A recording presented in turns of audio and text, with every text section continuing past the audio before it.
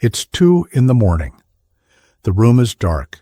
Your body is exhausted, but your mind is wide awake, running through conversations that already happened, problems that might never happen, and decisions you don't even have to make until next week. You replay something someone said. You rehearse something you did. You imagine worst-case scenarios with the kind of detail and energy you wish you could bring to your actual goals. And the harder you try to stop, the less. Here is what nobody tells you. The problem is not that you think too much. The problem is that you believe everything you think. Every fear, every criticism, every catastrophic story your mind creates, you treat it like breaking news, like it must be true simply because it showed up in your head. That one assumption that thoughts equal truth is quietly running your life. The book that breaks this open is called Don't Believe Everything You Think, written by Joseph Nguyen. Nguyen is not a neuroscientist or a therapist. He is someone who went through his own period of deep suffering, started asking different questions, and arrived at a set of ideas so simple and so radical that they have resonated with hundreds of thousands of readers around the world. The central idea of the book is this: your pain does not come from your life circumstances. It comes from the thoughts you create about them, and more specifically, from the moment you decide those thoughts are facts. And there is one insight in this book, one we will get to near the end, that will permanently change how you relate to your own mind. If ideas like these are what you come here for, subscribe. This is exactly what we do. So let's start at the beginning. The core idea of this book is not what most people expect. It is not about positive thinking. It is not about replacing bad thoughts with good ones, or building a morning routine, or meditating for 20 minutes a day. Joseph Nguyen is pointing at something much more fundamental than that. He is saying that the root of almost all human suffering, the anxiety, the overthinking, the feeling of being stuck, traces back to a single source: thought itself. Not life, not other people, not your past. Thought. Now that might sound abstract, so let's make it concrete. Think about the last time you felt genuinely anxious. Maybe it was before a difficult conversation at work. Maybe it was after you sent a message and the other person took too long to reply. Maybe it was lying in bed, staring at the ceiling, running through every possible way something could go wrong. In each of those moments, nothing was actually happening. The situation existed, yes, but the suffering was created entirely inside your head by a sequence of thoughts you generated, and then, without even realizing it, decided to treat as reality. That is the move Nguyen wants you to see, not to stop thinking, because that is impossible, but to stop automatically believing every thought that appears. Here is the first insight the book builds on, and it is a quietly devastating one once you really sit with it. Your mind is not a camera. It is not recording reality the way it actually is. Your mind is more like a storytelling machine, and it is running at full speed, all day, every day, generating narratives about what things mean, what people think of you, what is going to happen next, and whether or not you are going to be okay. And the stories it tells are not neutral. They are colored by your fears, your past experiences, your insecurities, and your deepest beliefs about yourself.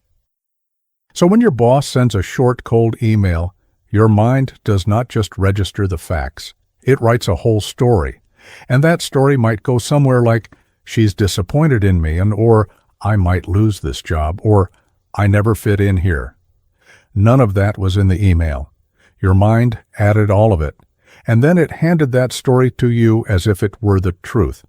The second insight follows naturally from this, and it has to do with the ego, though not in the philosophical sense most people are used to. Nguyen talks about the thinking mind, the part of you that constantly evaluates, compares, worries, and judges. This part of your mind is not trying to hurt you. It is actually trying to protect you. It evolved to scan for danger, to anticipate threats, to keep you safe. But here is the problem. In the modern world, most of the dangers we face are not physical. They are social, emotional, and professional. And the same mental machinery that once kept your ancestors alive in genuinely threatening situations is now being applied to things like whether you came across as confident enough in a meeting or whether your friend seemed a little distant when you last talked. The system is real. The threats it is detecting most of the time are not. And this leads directly to the third insight, which is one that trips people up the most, because it goes against almost everything we instinctively try to do. When a painful thought shows up, the natural human response is to fight it, to argue with it, analyze it, suppress it, or try to replace it with something better. But Nguyen makes the case, backed by both psychological research and personal experience, that trying to control your thoughts actually makes them more powerful. It is the same principle behind the old instruction, don't think about a pink elephant. The moment you try not to think about something, that thing takes up more space. Resistance creates pressure, and pressure held long enough becomes the anxiety, the insomnia, the mental exhaustion that so many people live with every single day without knowing why. So if fighting your thoughts makes them stronger and believing them makes you suffer, what are you actually supposed to do? This is where Joseph Nguyen introduces a distinction that most people have never been taught, and once you hear it, you will start noticing it everywhere in your life. The distinction is between thinking and knowing, between the noise your mind generates and the quiet signal that comes from somewhere. Most people treat every thought as if it carries the same weight. The anxious thought about the future gets the same attention as the clear, calm sense that something is right or wrong. But Nguyen argues that these are not the same thing at all. Thoughts are loud, fast, and often contradictory. You can think yourself into believing you should quit your job and also think yourself into believing you should stay, sometimes within the same hour. But genuine knowing, what some people call intuition or inner wisdom, has a completely different quality. It tends to be quieter. It does not argue with itself. It does not need you to convince it. It simply is there, steady and clear, underneath all the noise. The fourth insight in this book is that learning to tell the difference between anxious thinking and genuine knowing might be the most important skill you never learned in school. Think about a decision you have been going back and forth on for weeks. If you are honest with yourself, there is probably a part of you that already knows what the right answer is. Not the fearful part, not the part that is running projections and worries, but the quiet part that has been there all along, waiting for the noise to settle down. Nguyen is not asking you to ignore logic or stop thinking carefully about your life. He is asking you to recognize that not everything happening in your mind deserves the same level of trust, and that the thoughts you are most afraid of are often the least reliable ones. The fifth insight builds on this, and it shifts the conversation from the mind to something more practical, the quality of your internal state. Nguyen makes the point that most people make their most important decisions while they are in their worst mental states. You send the angry text at midnight. You make the impulsive purchase when you are stressed. You have the most critical conversation about your relationship right in the middle of an argument. And then you wonder why things keep going sideways. The insight here is simple, but easy to underestimate. Your thinking is only as clear as your current state of mind. When you are anxious, your thoughts are anxious. When you are calm, your thoughts are calm. Same person, same problem, completely different quality of thinking depending on where you are internally when you engage with it. This is not just a nice idea. It has real, practical consequences for every area of your life.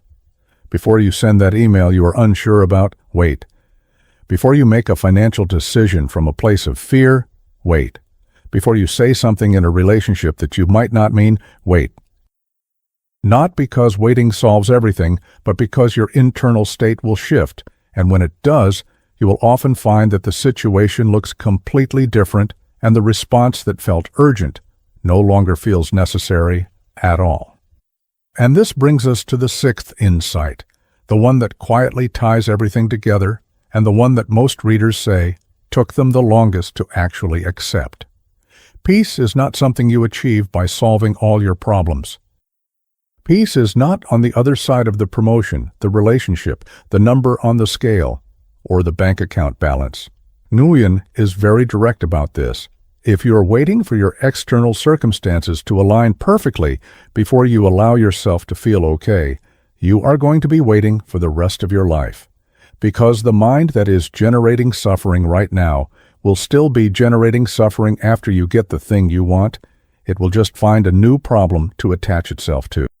The only place peace actually exists is in the absence of resistance to what is, and that is an internal shift, not an external one. It is not about giving up or accepting things that need to change.